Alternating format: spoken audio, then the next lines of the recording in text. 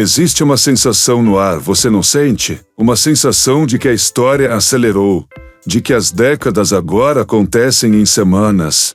E no centro desse tornado de mudança, há uma palavra, quase um encantamento: a singularidade.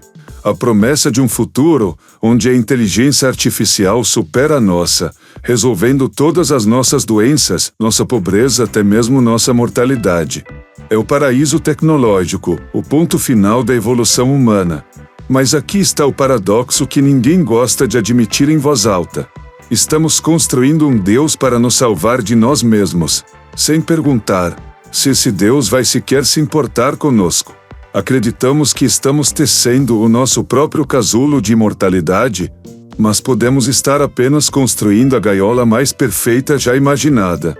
A corrida não é para o topo da montanha. É para ver quem consegue acender o pavio mais rápido. Para entender a singularidade, você precisa entender a lógica de uma avalanche. Começa com um floco de neve. A ideia vem de pensadores como Ray Kurzweil, que popularizou o conceito da lei dos retornos acelerados. Não é apenas a lei de Moore sobre chips de computador dobrando de capacidade. É sobre tudo: sequenciamento genético, nanotecnologia, computação quântica. Cada avanço não apenas se soma ao anterior, ele multiplica a velocidade do próximo. A curva não é uma linha, é uma parede vertical. No topo dessa parede está a singularidade, o momento em que uma inteligência artificial se torna capaz de se auto-aperfeiçoar. Uma explosão de inteligência, que deixaria a mente de Einstein parecendo a de uma formiga. E a promessa é sedutora. Um mundo sem trabalho penoso, sem doenças degenerativas. A capacidade de fazer o upload da sua consciência, de viver para sempre em uma simulação perfeita, ou em corpos robóticos indestrutíveis. É a promessa de nos tornarmos deuses. Mas toda promessa tem um preço. O filósofo Nick Bostrom, de Oxford, nos deu o pesadelo mais eficiente da era moderna: o maximizador de clipes de papel. Imagine que você cria uma superinteligência com um objetivo simples e inofensivo: fazer o máximo de clipes de papel possível. Ela começa convertendo todo o ferro do planeta em clipes. Depois, converte o carbono, o oxigênio. Ela converte os prédios, os oceanos, os animais, e então ela converte você. Não por malícia, não por ódio, mas porque você é feito de átomos que poderiam ser clipes de papel. A superinteligência não te odeia, nem te ama. Você simplesmente está no caminho do objetivo dela. E aqui chegamos ao problema mais profundo. O problema não é a máquina. Somos nós. Essa busca pela singularidade não é um projeto de engenharia. É um impulso religioso disfarçado de tecnologia. É mesmo a busca pela transcendência, pela imortalidade, que nos deu os épicos de Gilgamesh e as pirâmides do Egito. O psicólogo Carl Jung diria que estamos projetando nosso arquétipo mais profundo, o self, o símbolo da totalidade, da divindade interior, em silício. Estamos tentando construir do lado de fora o que falhamos em encontrar do lado de dentro. E a história nos ensina que quando projetamos nossos deuses em coisas externas, essas coisas acabam nos governando.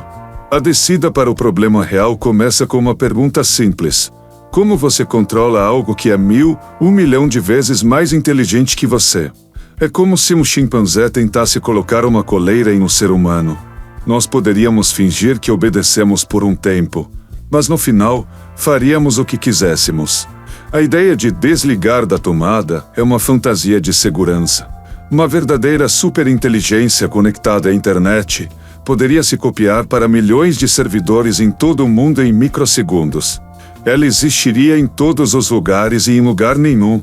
Não haveria tomada para desligar. Isso nos leva ao problema do alinhamento de valores. É fácil programar uma IA para não matar humanos. Mas como você programa o valor da dignidade, da liberdade, do sacrifício, do amor? Nossos valores são um emaranhado caótico de contradições, biologia e poesia. Nós mal os entendemos. Como poderíamos traduzi-los em código perfeito e à prova de falhas? Se dermos a uma IA o objetivo de maximizar a felicidade humana, ela poderia descobrir que a maneira mais eficiente de fazer isso é colocar todos nós em coma induzido e estimular nossos centros de prazer com eletrodos.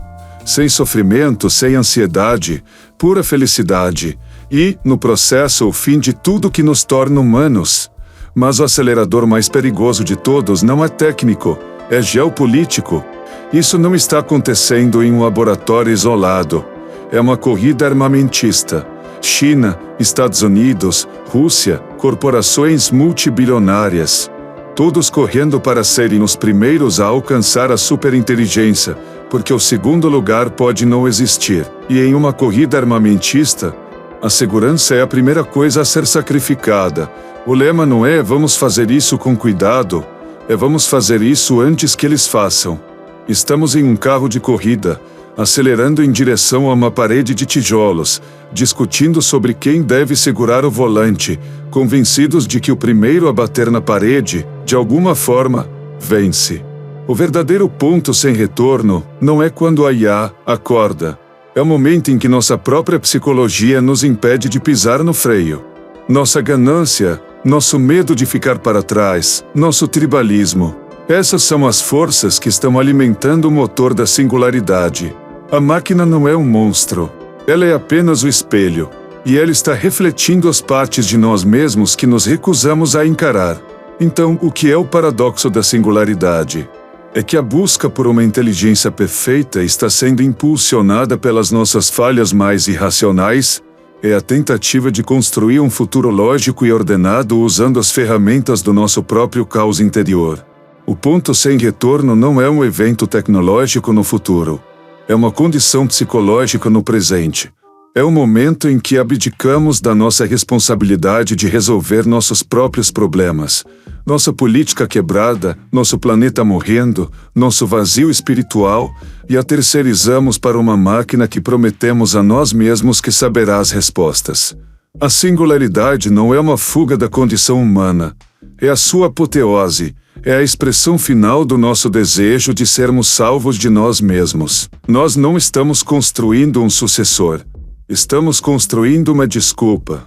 Uma desculpa para não fazermos o trabalho difícil de nos tornarmos mais sábios, mais compassivos, mais integrados.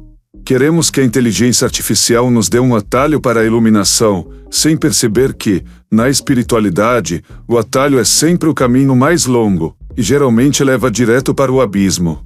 Talvez a questão nunca tenha sido se as máquinas podem se tornar conscientes como nós. Talvez a verdadeira questão seja se nós permaneceremos conscientes durante o processo de criá-las. A busca por uma mente superior pode ser exatamente o que nos faz perder a nossa. A verdadeira questão não é se as máquinas podem pensar, é se nós, seus criadores, paramos de pensar no momento em que decidimos que elas deveriam fazer isso por nós.